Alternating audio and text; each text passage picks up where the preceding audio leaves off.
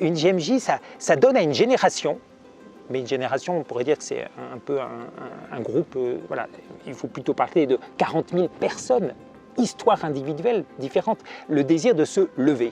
Voilà, lève-toi et fais quelque chose de beau de ta vie. Voilà, parce que l'Église, elle est toujours à l'écoute du dernier. Hein, ce que je dis là, c'est très classique dans l'Église, c'était même inscrit dans la lettre de Saint Benoît, la règle de Saint Benoît, de toujours écouter ce que le dernier venu a à nous dire.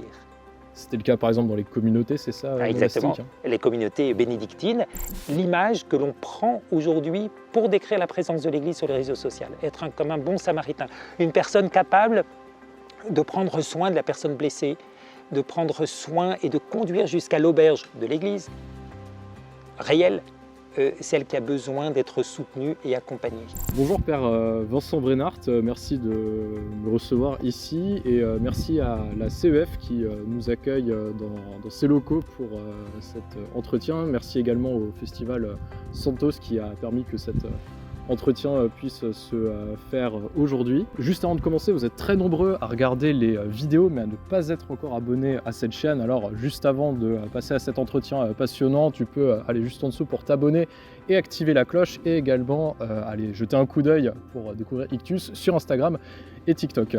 Alors Père Vincent, merci de m'accorder ce temps d'échange. Merci à toi. Pour commencer, je voulais revenir un petit peu sur ces 6 années pour vous comme directeur. Est-ce que vous pouvez refaire la titulature? C'est directeur du service national pour l'évangélisation des jeunes et pour les vocations.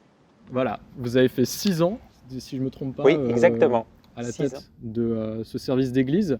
Est-ce que vous pouvez nous dire un petit peu plus en quoi ça consiste? Alors Tanguy, ici on est à la conférence des évêques de France, avenue de Breteuil à Paris, qui est un lieu au service de la communion et de l'évangélisation en France.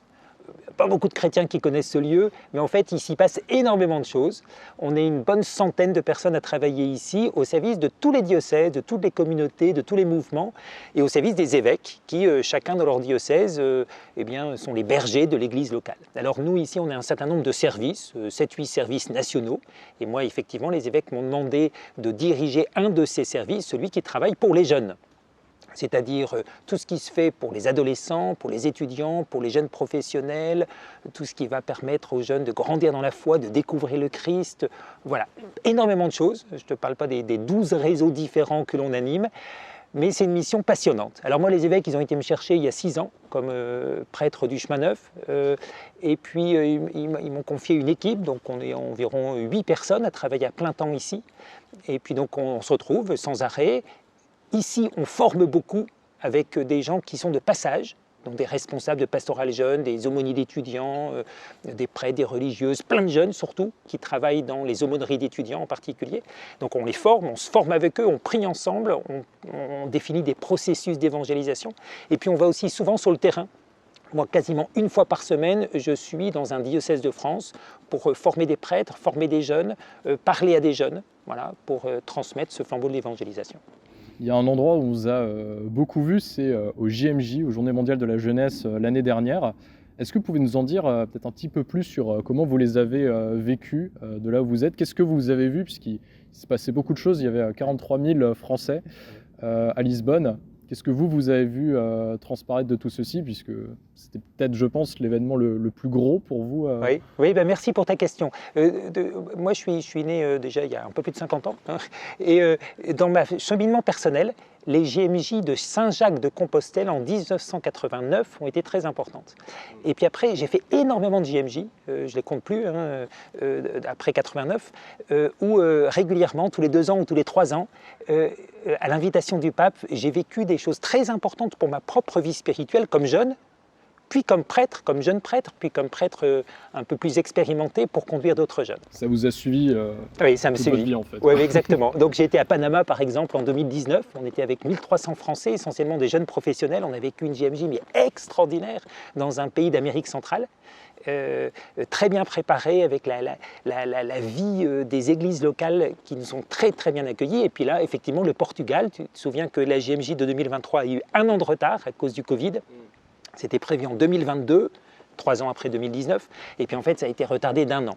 Le peuple portugais a super bien préparé ça, bon, je ne vais pas revenir dans toutes les méandres de la préparation, mais comment j'ai vécu ça, et comme d'abord une étonnante surprise, le nombre de jeunes Français. En fait, 45 000 jeunes Français se sont déplacés, on en attendait en gros 30 000, c'est-à-dire c'était le chiffre de la précédente JMJ à Cracovie en 2016. Précédente JMJ en Europe. Les Français, je crois, étaient le 3e groupe, non, c'est ça? Oui, c'est ça, exactement. Étrangers après les Espagnols et les Italiens. Et les Italiens, exactement. Et avant même les Portugais. Voilà. Belle performance. Magnifique performance de jeunes qui se sont mobilisés. Tu sais que la qualité d'une JMJ, ça se voit aussi à la préparation. Et donc, nous, ce qui nous a étonné ici comme équipe nationale, ça a été tout ce qu'on a vu comme enthousiasme dans les aumôneries d'étudiants, dans tous les groupes de jeunes professionnels, dans les groupes paroissiaux, dans tous ceux qui se sont mis en route. Et donc, parmi les 45 000 Français, tu n'avais pas que des jeunes qui pratiquent tous les dimanches à la messe. Tu avais un public extrêmement large de beaucoup de jeunes qui ont découvert le Christ, sa parole, son appel, la joie d'être chrétien, et puis des jeunes qui ont découvert aussi la beauté de l'Église. C'est toujours ce qui est frappant dans une JMJ, c'est que tout d'un coup on se rend compte que l'Église nous dépasse, qu'elle est plus belle, plus diverse, plus inclusive qu'on aurait imaginé. Tu te souviens que les paroles du pape « Todos, todos, todos » ont été comme symptomatiques de ce que l'Église a à dire au monde. Il y a de la place pour chacun dans l'Église de Jésus-Christ. Et ça, c'est quelque chose de très important que tu peux dire, et que j'ai envie de dire à chacun de ceux qui nous écoutent, qui que tu sois, quel que soit ton chemin, je dirais même quelles que soient tes croyances, Dieu croit en toi. Voilà. Et il a confiance en toi. Et il te dit, mais que ta vie vaut la peine d'être vécue à 100%. Et moi, ton Dieu, ton Créateur, je veux te donner toute la grâce dont tu as besoin pour te mettre debout. Tu te souviens que les 45 000 Français, pendant le temps des Français, le 1er août 2023, avaient un drapeau. On a fait quelques 40 000 drapeaux. Et c'était marqué dessus, lève-toi. Voilà. Une JMJ, ça donne à une génération.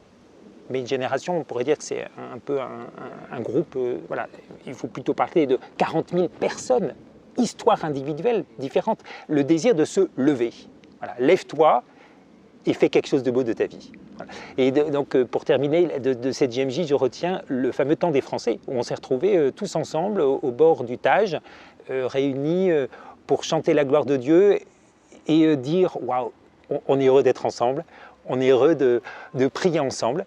On est heureux aussi de la présence des évêques. Il y avait 75 évêques ce jour-là. Ils ont prié en imposant les mains pour tous les jeunes. Mais ce qui est magnifique, c'est que les jeunes ont aussi prié pour les évêques. Il y a eu une double bénédiction. Et quand j'ai vu les évêques se mettre à genoux et recevoir la bénédiction qui leur venait de ces 45 000 jeunes Français, j'ai été, je dois le dire, très ému. Les JMJ, c'est un des gros moments qu'il y a eu ces dernières années, mais on observe beaucoup de festivals, de pèlerinages, de retraites qui se développent. C'est un phénomène assez présent, des nouveaux festivals ou alors des festivals, des pèlerinages peut-être plus lointains mais qui retrouvent comme une deuxième jeunesse. On pense par exemple au Pélé de Chartres qui avait rassemblé beaucoup de jeunes. J'avais noté, la dernière édition, c'était plus de 18 000 pèlerins. On pense à des nouveaux pèlerinages comme les 7 routes de Notre-Dame cet été. On pense à des festivals de communauté.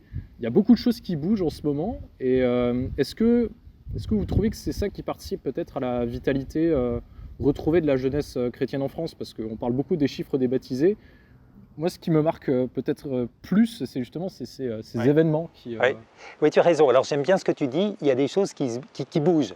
Nous, ici à la CEF, on est parfois à une magnifique lieu pour voir, pour observer et aussi pour rendre grâce. Qu'est-ce que vous voyez bouger justement? Justement, on voit exactement bouger dans énormément de lieux différents, des paroisses, des monastères, des communautés, des lieux classiques, des lieux moins classiques, mais une profusion d'initiatives qui disent que l'Évangile est toujours actuel et terriblement urgent à écouter et à mettre en action.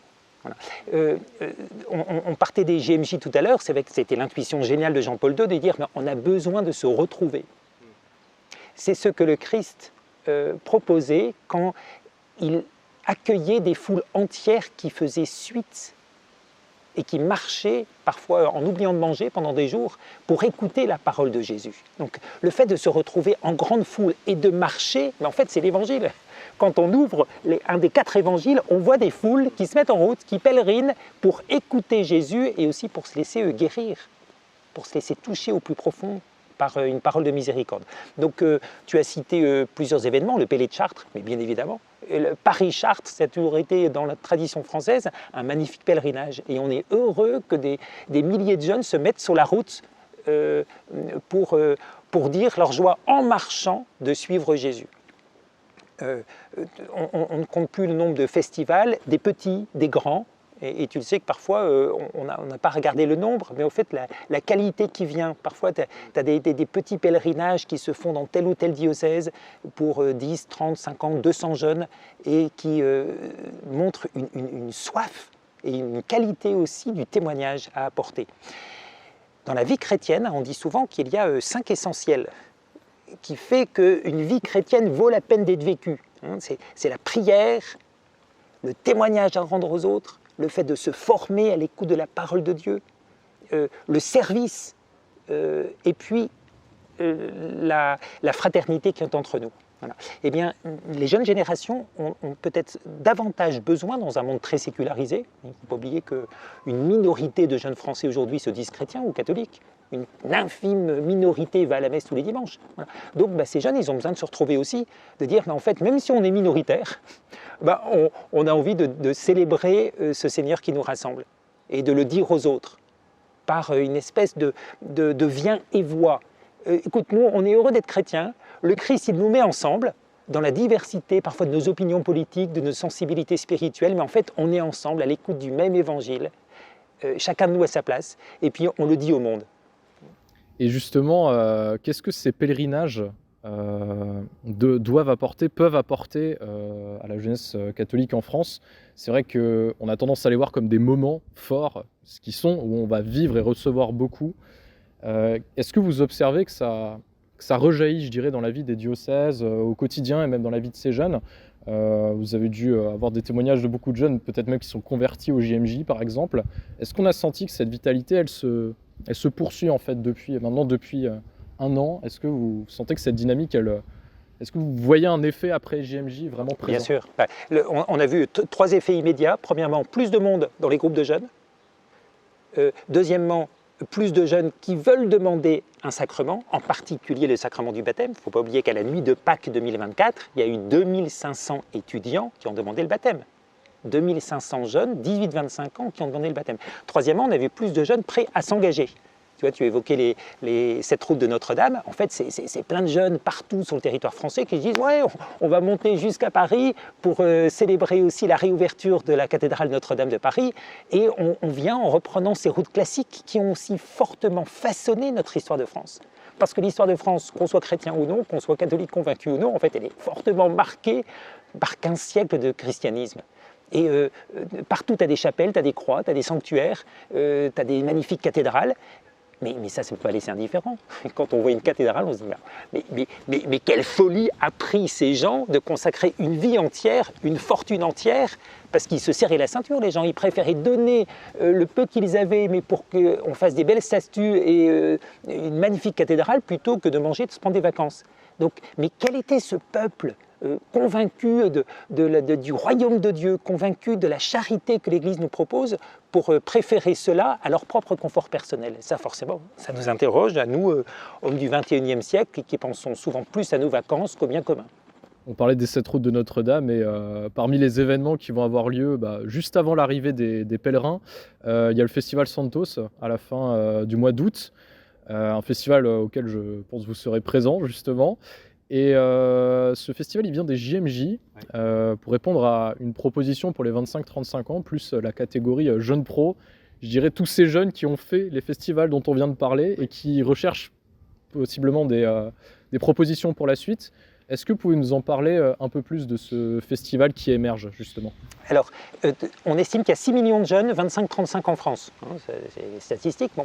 Et énormément de jeunes qui sont en train de prendre des choix définitifs dans leur travail, dans leur vie affective, dans les choix amoureux qu'ils font, dans la façon dont ils engageront toutes leurs énergies. En fait, c'est une population géniale, voilà, qui attend qu'on leur confie des responsabilités et qui déjà, dans le monde et dans l'Église, bien sûr, prend des responsabilités, est capable de donner le meilleur. Alors quand on a imaginé ce qu'on allait faire à Lisbonne pour ces JMJ en 2023, on s'est dit, en fait, bien sûr, on s'occupe beaucoup des étudiants, c'est essentiel, hein, on pourrait dire des 18-22 ans, 18-25 si on veut, mais la génération qui est au-dessus, elle est aussi très en demande d'être nourrie intellectuellement, spirituellement, théologiquement, et puis d'avoir des lieux de mission, des lieux aussi de responsabilité dans l'Église, parce qu'ils sont dès aujourd'hui l'Église de Dieu. Alors, donc on a imaginé un festival pour eux, et puis en fait, le lieu qu'on a trouvé à Lisbonne, c'était un petit paradis, voilà, au cœur de Lisbonne, tout près de l'ambassade française, et c'était une église qui s'appelait Santos, voilà, qui était à la mémoire des 3 premiers saints qui ont fondé l'église qui est à Lisbonne. Okay. Et donc c'est comme ça que le festival a pris le nom de la paroisse qui nous accueillait, de la petite place devant, où on a fait quantité de conférences, aussi de repas solidaires, avec une guinguette super sympa, etc. Bon, relecture des JMJ, waouh, 6000 jeunes Français sont passés par ce lieu, on n'a que des retours positifs, donc on continue. On remet le couvert et on se dit, bon, on le refait maintenant dans un lieu emblématique en France, c'est Montmartre. Voilà, la colline de la prière qui dit dans la capitale française la présence de Dieu. Hein, l'histoire de Montmartre, c'est l'histoire aussi dans une période un peu compliquée de l'histoire de France, la Commune, un moment après la guerre franco-prusse, où on avait besoin aussi de se réconcilier avec notre propre histoire, entre nous Français, et puis peut-être d'une certaine façon avec notre histoire, notre Église et notre relation à Dieu. Bref, cette colline de Montmartre, elle dit la présence de Dieu au cœur de la ville. Et on s'est dit, c'est là, à Montmartre, dans la basilique, et puis la petite église Saint-Pierre à côté. Il ne faut pas oublier que c'est dans cette église que saint Ignace de Loyola et ses 6 compagnons, donc les 7 premiers jésuites, ont fait leur premier vœu. Donc c'est une histoire spirituelle très forte, c'est le début de la compagnie de Jésus, le début des jésuites sur la colline de Montmartre, la colline des martyrs. Et donc là, on va y mettre le festival de Santos, donc une guinguette, un super repas qu'on appelle le dîner insolite pour 500 personnes, essentiellement des pauvres, qu'on va inviter, je sais plus, une vingtaine de conférences et de tables rondes, des temps de prière, des jeux, bien sûr, de la détente et du partage. Voilà, Santos, c'est se redynamiser en remettant l'essentiel au cœur, pour que, comme dit Constantin, qui travaille avec une équipe super de jeunes pros ici, l'ordinaire de nos vies soit habité par l'extraordinaire de la grâce de Dieu qui vient nous conduire. Et donc ça, ce sera 3 jours, du 30 août au 1er septembre, 30-31 août, 1er septembre, au Sacré-Cœur. Donc tout le monde vient, tu viens une journée, une après-midi, 2 jours, 3 jours. On attend entre 1000 et 2000 jeunes de toute la France. On propose des logements, on a un certain nombre de food trucks qui seront autour. De toute façon, c'est pas très compliqué de trouver à se nourrir, mais on a tout préparé pour qu'on puisse manger. Il y aura un village d'initiative. Oui, parce que Santos, c'est aussi le désir qui est le nôtre, comme conférence des évêques, de mettre en valeur toutes les initiatives. Donc, on pourrait dire que c'est une initiative au service de toutes les autres. Voilà. Santos n'a d'existence que de mettre en valeur ce qui existe par ailleurs. Donc tout ce que les communautés, les mouvements, les associations, les groupes de jeunes pros dans les diocèses vont préparer. Et donc on a un village d'initiative avec une trentaine de tentes où tout ça va être mis en valeur. Il y a une autre question que je voulais voir avec vous. Vous parliez des baptêmes justement avant. C'est une des grosses bonnes nouvelles de l'Église des dernières années. Alors en quelques chiffres, on était à 4200 baptêmes d'adultes, j'entends donc au-dessus de 18 ans en 2022. On est passé à plus de 7100 en 2024 et on pourrait même compter 12 000 en prenant les baptêmes d'adolescents. C'est des chiffres qui sont en très grosse augmentation, notamment depuis la période Covid, mais une pente qui s'était déjà amorcée avant. J'avais repris cette citation de Monseigneur de Moulin-Beaufort, donc pour expliquer qui est le président de la Conférence des évêques de France, qui est également archevêque de Reims, si je ne me trompe pas effectivement. Il faut que nos communautés s'habituent à accueillir de nouveaux membres et à leur donner toute leur place. Parce que c'est vrai qu'il y a une autre réalité importante à prendre en compte, c'est qu'on a de plus en plus de jeunes, et de moins jeunes d'ailleurs, qui demandent le baptême aujourd'hui. Mais c'est également difficile de les garder dans la prière, dans nos communautés. De manière générale, c'est dur pour nous assez régulièrement d'être fidèles dans la prière, mais également dans des missions d'église. Dans des missions d'église. Est-ce que justement le gros défi aujourd'hui, c'est d'accueillir ces nouveaux arrivants pour vous, notamment les jeunes? Oui, les accueillir et les intégrer. Donc tu as parfaitement décrit, mais c'est parce que c'est un changement de paradigme. Hein. Pendant des siècles et des siècles, dans un pays à majorité chrétienne, en fait, les familles, naturellement, voilà, il y a un enfant qui est arrivé, il avait reçu le don de la vie, et ses parents, croyants, avaient envie de lui donner aussi le don de la vie éternelle, le don de la foi, par le baptême. Et donc le baptême était quelque chose, jusqu'il y a 30-40 ans, d'absolument général dans nos sociétés françaises. Il y avait 95% de personnes qui sont baptisées. Bon, et puis qui après allaient, par le catéchisme, par le témoignage donné par les autres, davantage découvrir ce don de la foi qu'ils avaient reçu. Dans notre société très sécularisée d'aujourd'hui, en fait, les jeunes parents, ils se disent à quoi ça sert de baptiser notre enfant, on ne comprend pas trop, puis nous-mêmes, on a décroché un petit peu de la pratique, donc on le laissera libre et il fera peut-être ça plus tard. Donc c'est un autre paradigme où en fait des adolescents, des jeunes adultes, des étudiants se disent nous on a envie de demander le baptême. Parce qu'on a le témoignage d'un ami à l'école, d'un youtubeur comme tu fais, qui nous dit que croire c'est génial. Voilà. Et donc on a de plus en plus de jeunes qui frappent à la porte de nos églises.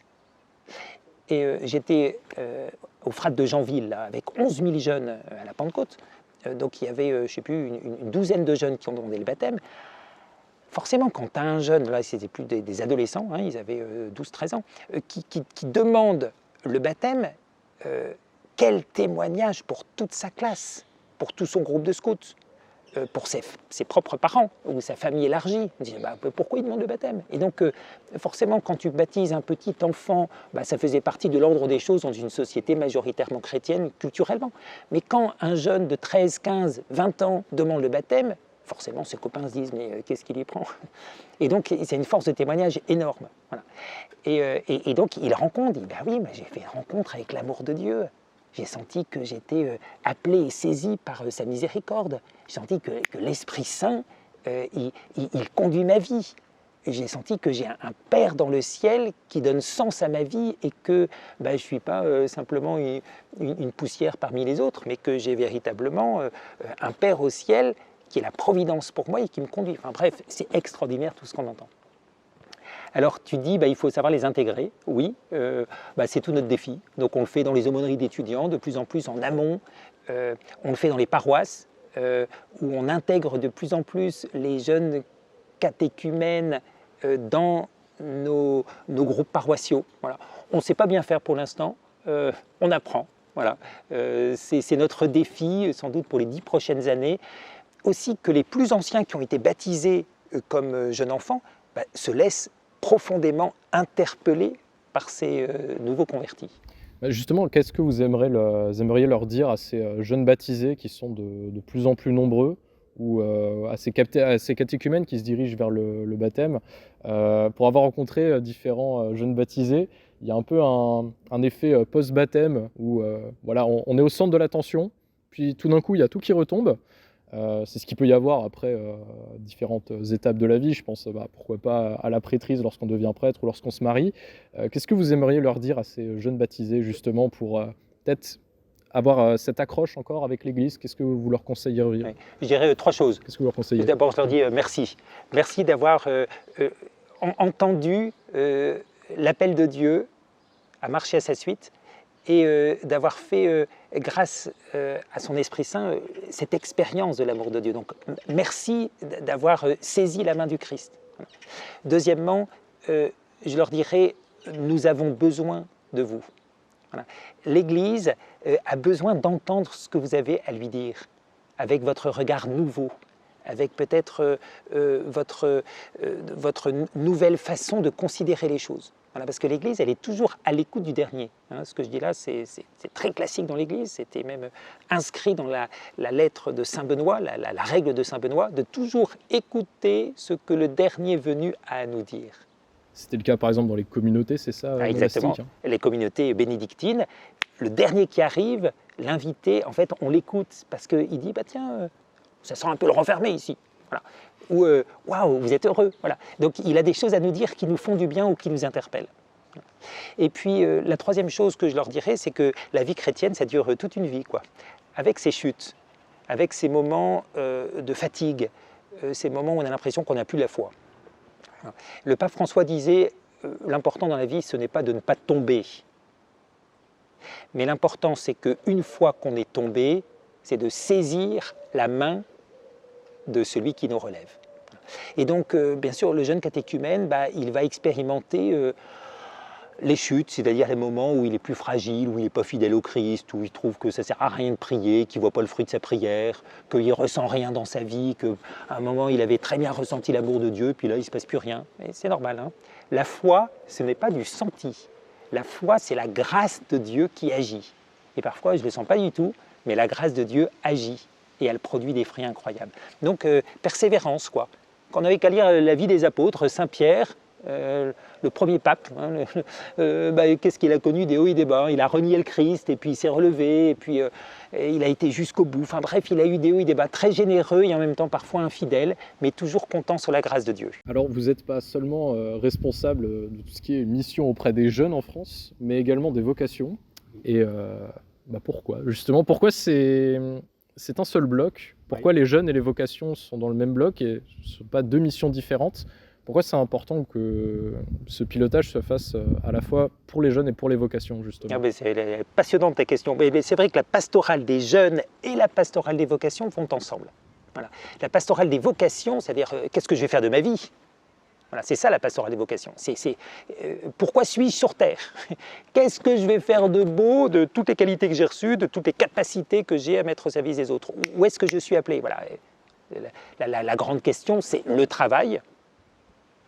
L'autre question, c'est la vie affective.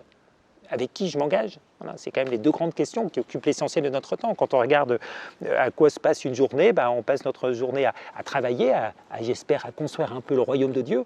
Et puis on passe notre temps à aimer, et en particulier ceux qui sont plus proches. Voilà. Donc la vocation, c'est le travail, et ça dit la dignité, le travail, la dignité de la personne humaine, et puis la personne avec qui je vais m'engager. Et pour construire une famille et que je vais apprendre à aimer fidèlement et par qui je me laisse aimer. Voilà, ça c'est la vocation. Alors, avant de penser au travail ou à la vie affective, on va penser aussi à la façon dont notre vie a sens pour Dieu. Voilà. Et la première des vocations, c'est de se dire « Waouh, mais en fait je suis aimé de Dieu. Dieu a un projet pour moi. Je peux être l'ami de Jésus. » Et c'est souvent quand on peut arriver à cette profondeur de réflexion qu'on se rend compte qu'on n'est pas là par hasard. Regarde ce que tu fais depuis quelques mois à travers cette chaîne. En fait, tu utilises les charismes que tu as pour faire du bien aux autres. Et si on regarde chacune de nos vies, moi qui suis prêtre, j'espère que je fais du bien aux autres en célébrant l'Eucharistie, en accompagnant une personne qui est souffrante, en encourageant un groupe de jeunes, en faisant, je dirais, mon métier de prêtre. Voilà. Mais chacun de nous, on va utiliser au mieux les capacités que l'on a pour faire du bien pour les autres. C'est ça la vocation. Justement, sur la question des vocations, d'ailleurs, je trouve ça déjà assez intéressant de rappeler que les vocations, c'est pas juste être prêtre ou religieux, religieuse.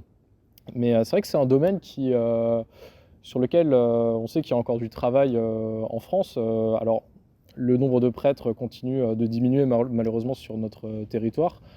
On a heureusement beaucoup de prêtres qui viennent d'un peu partout dans le monde, ce qui est un clin d'œil de l'histoire par rapport aux nombreux missionnaires que la France avait envoyés un peu partout dans le monde. Et justement, pour vous occuper des vocations, qu'est-ce qu'il faudrait pour vous, justement, pour que cet élan missionnaire que l'on sent très fort dans notre génération, il se convertisse justement en élan de vocation? D'ailleurs, à la fois de vocation en tant que prêtre comme vous, que religieux, et également au niveau des mariages, puisqu'on sait qu'on est dans une société où les gens se marient de moins en moins. Justement, qu'est-ce qui manque, selon vous, pour relancer Alors, je vais te provoquer un petit peu, c'est-à-dire qu'avant de voir ce qui me manque, je vais essayer, dans le regard de l'Esprit Saint, de voir peut-être ce qui est nouveau. Tu vois, tu parles du nombre de prêtres qui va en diminuant. De fait, il y a moins de prêtres aujourd'hui qu'il y a 50 ans, et dans 10 ans, il y en aura encore moins. On pourrait s'attrister de dire il y a moins de prêtres d'origine française. Et l'Esprit Saint est en train de nous dire aussi, mais moi je continue à travailler dans le cœur de l'Église. Et je ne vous abandonne pas, dit Dieu. Voilà. Et donc, qu'est-ce que le Seigneur est en train de nous dire aussi à travers cette situation difficile et qui nous interroge, de ce que l'Esprit Saint est en train de faire comme nouvelle façon pour dire l'Évangile. Et je crois que chaque baptisé est appelé, quel que soit son état de vie, à dire l'Évangile, à dire le primat de la miséricorde, à dire la bonté de Dieu en toute occasion. Voilà. Bien sûr que le prêtre, il est là pour célébrer cette miséricorde et pour, à travers l'Eucharistie qu'il célèbre, rassembler le peuple de Dieu. Donc les sacrements restent bien évidemment le lieu de la grâce qui agit. Le prêtre, il est au service des sacrements et de l'annonce de la parole, et il va permettre au peuple de se dire « Waouh, Dieu est là, je peux écouter sa parole et je peux vivre de ses sacrements ». Mais donc, moi, je n'ai pas envie de me catastropher avec ceux qui disent « Ouais, il n'y a plus de prêtres ». Non, j'ai plutôt envie de voir toutes les jeunes pousses et tous ces jeunes qui acceptent aujourd'hui d'être prêtres. Il y en a une centaine par an, et ce n'est pas une petite chose de voir tous ces jeunes hommes qui choisissent aujourd'hui de dire « Je vais vivre tout entier dans ma vie en m'offrant dans tout ce que je suis pour l'annonce de l'Évangile ». Donc j'ai envie de rendre grâce pour ces 100 jeunes hommes qui choisissent chaque année d'être prêtres. Et puis tu as évoqué ceux qui se marient, bien évidemment. Se marier aujourd'hui n'a rien de naturel. En fait, il n'y a plus grand-chose de naturel aujourd'hui. Il n'y a plus beaucoup de repères anthropologiques où on peut se dire il faut faire comme ça. En fait, notre jeune génération vit dans un monde où tout est interrogé. Et tout doit à nouveau être réexpliqué, y compris le fait d'être un homme ou une femme. Voilà. Et puis qu'un homme et une femme peuvent s'unir ensemble dans les liens du mariage. Qu'est-ce que ça signifie? Pourquoi il faut le faire? Voilà. Et donc, c'est comme si votre génération, encore plus que la mienne, une génération avant, avait besoin de retrouver le sens de toute chose. Et ce sens, je vais te dire, tu ne peux pas le trouver qu'en feuilletant des bouquins de théologie. Il faut que tu le trouves au plus profond de ta conscience. Et tu me dis, qu'est-ce qu'il faudrait mettre en œuvre? Et j'ai envie de dire, ce qui nous manque souvent, c'est le silence. Un silence non pas vide de relations, mais qui au contraire me met en relation d'abord avec celui qui m'a créé et qui me sauve, Dieu. Très souvent, on se dit, mais dans le brouhaha continuel d'un monde hyper connecté, en fait, j'ai du mal à me connecter avec moi-même. On dit que parfois le péché, on peut dire que le péché, c'est la source de désolation, de tristesse, c'est de vivre à la surface de soi-même. On est constamment connecté aux autres, on répond à 10 messages sur les réseaux sociaux différents, mais en fait, on ne se connaît pas soi-même. Voilà. Et donc le silence rempli de prière, de confiance dans l'Esprit Saint, c'est tout d'un coup me dire, mais en fait, je peux m'arrêter un petit peu, m'écouter et écouter celui qui a tant de choses à me dire. Ça, c'est le début de la vocation.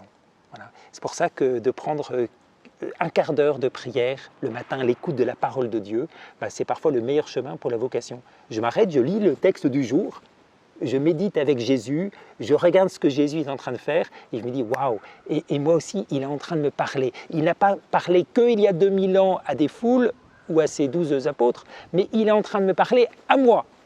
Et il est en train de me dire c'est toi que je suis en train de chercher et d'appeler aujourd'hui pour le service du monde. Parmi justement les jeunes de notre génération, il y en a beaucoup qui se lancent sur les réseaux sociaux. Ils sont très connus ou ils sont très peu connus, méconnus. Ils parlent du Christ autour d'eux. Ouais. Et il y a autant ceux qui parlent à des étrangers qui ne connaissent absolument pas un peu partout dans le pays que des jeunes qui parlent à leur groupe d'amis. Et justement, qu'est-ce que vous voulez leur dire à ces jeunes, puisque ceux-ci s'engagent beaucoup et on a souvent l'impression d'avoir deux mondes qui se connaissent très peu, ce qui n'est pas très étonnant, sachant que notre génération a souvent du mal à dialoguer avec ses parents et ses grands-parents. Selon vous, qu'est-ce que nous, notre génération, on peut apporter à l'Église, justement, par rapport à nos repères socioculturels, par rapport aux nouvelles technologies dans lesquelles on vit, mais pas que, justement. Bon, l'Église n'a jamais eu peur des nouvelles technologies. Au contraire, on peut dire qu'elle a toujours su annoncer l'Évangile à travers les technologies de l'époque. Il ne faut pas oublier que les premiers livres, c'est la Bible. C'est-à-dire que dès qu'on a cru et on a vu qu'on pouvait imprimer, qu'est-ce qu'on imprime? La parole de Dieu pour la diffuser. Voilà. L'émission du Jour du Seigneur, qui encore aujourd'hui a lieu tous les dimanches matins sur une chaîne publique, elle a, je ne sais plus combien, 70, 80 ans. C'est une des émissions les plus anciennes du paysage audiovisuel français, parce que les dominicains, avec l'accompagnement de la conférence des évêques, se sont dit « Waouh, mais il faut saisir l'opportunité pour que le dimanche, ceux qui ne peuvent pas aller à la messe, eh bien, ils regardent la messe à la télévision. » Et cette émission, elle est encore très largement suivie par des millions de personnes chaque dimanche matin. Alors toi, tu parles des youtubeurs, bah oui, le monde avec lequel on vit aujourd'hui, c'est l'Internet, c'est les réseaux sociaux en particulier, et donc c'est normal que l'on aille sur ces réseaux sociaux. D'ailleurs, les catholiques le font, nos frères évangéliques le font très largement et avec beaucoup de compétences. Et puis, toute personne qui a des convictions, je pense à nos frères des autres religions chrétiennes, ils ont envie aussi d'annoncer sur le réseau social les autres religions non chrétiennes aussi. Il ne faut pas oublier que les protestants étaient d'ailleurs assez précurseurs là-dedans, les évangéliques. Bien sûr, bien sûr. Et parfois, ils nous ont interpellés en disant « mais allez-y, quoi ». Et nous, on est un peu frileux parce que on a peur un peu de se salir les mains, voilà, parce que tout n'est pas toujours facile, ça peut être mal compris, puis parfois on préférait se retrouver simplement en réel dans notre paroisse. Mais on s'est rendu compte que les jeunes, c'est là où ils sont aussi constamment en train de chercher sur le réseau social ce qui va nourrir leurs interrogations. Donc bien sûr qu'il faut y être. Le pape Benoît XVI le disait après Jean-Paul II, le pape François ne cesse de le dire, donc l'Église, elle encourage aussi à être comme les bons samaritains. C'est l'image que l'on prend aujourd'hui pour décrire la présence de l'Église sur les réseaux sociaux, être comme un bon samaritain, une personne capable de prendre soin de la personne blessée, de prendre soin et de conduire jusqu'à l'auberge de l'Église réelle, celle qui a besoin d'être soutenue et accompagnée. Voilà. Donc il faudrait être beaucoup plus nombreux. Il faut oser aussi ne pas être parfait, ne pas savoir utiliser parfaitement au début les techniques, mais il faut se lancer. Voilà, donc moi j'en profite pour te remercier de ce que tu fais et t'encourager à aller plus loin. Et j'avais une dernière question pour vous pour conclure cet entretien. On arrive, de ce que je comprends, à la fin de votre mandat, de vos 6 années à la tête de ce service. Qu'est-ce que vous aimeriez dire, justement, avec le recul, après ces 6 années, aux jeunes qui nous écoutent, derrière leur écran, pour conclure cet entretien? Eh bien, il y a 2 mots que le pape François aime utiliser quand il parle de l'Église de France. 2 adjectifs, créativité et courage. Bon, eh bien, j'ai envie de reprendre ces 2 mots et dire à vous qui êtes jeunes, soyez créatifs. Voilà, le Christ ne cesse de nous inspirer par l'Esprit Saint. Il crée de la nouveauté. Voilà. Et on sait bien que dans 10 ans, il y aura il y aura beaucoup de nouveaux métiers qui n'existent pas encore aujourd'hui, mais dans l'Église, il y aura de nouvelles façons d'évangéliser et d'oser créer des ponts. Voilà. Donc créatif, mais pour créer des ponts. Tu sais bien que la grande difficulté, la grande tentation d'aujourd'hui, c'est de s'enfermer dans nos petites sécurités. Les communautarismes qui sont des espèces de blocs qui se ferment et qui se toisent l'un à côté de l'autre. Donc, soyez créatifs pour vous ouvrir, pour créer des ponts. Voilà. Puis deuxièmement, du courage, parce que parfois il faut du courage pour dire « oui, je crois en Jésus qui me sauve ». Oui, je crois en l'Esprit Saint qui m'habite. Oui, je crois en Dieu le Père qui m'a créé. Donc, courage. Et en faisant un acte de courage, peut-être parfois mal compris par les autres, mais qui est toujours susceptible de créer de l'enthousiasme chez les autres. Parce qu'on évangélise non pas par une espèce de persuasion qui fait du mal aux autres, mais plutôt par le fait de donner envie aux autres. Ben, si tu es courageux en étant fidèle à l'Évangile, tu auras peut-être quelques critiques, mais surtout beaucoup de gens qui diront « Waouh, lui, il a quelque chose à apporter au monde. » Et par son agir et aussi par ses paroles, il fait du bien. Voilà, donc soyez créatifs et soyez courageux. Merci beaucoup Père Vincent, la créativité, le courage, je pense que c'est pas mal pour terminer ce long entretien. Encore merci, Merci de à toi, m'avoir reçu ici. N'hésitez pas à liker cette vidéo et à vous abonner si vous ne l'avez pas fait en début de vidéo, justement, à partager celle-ci si elle vous a plu.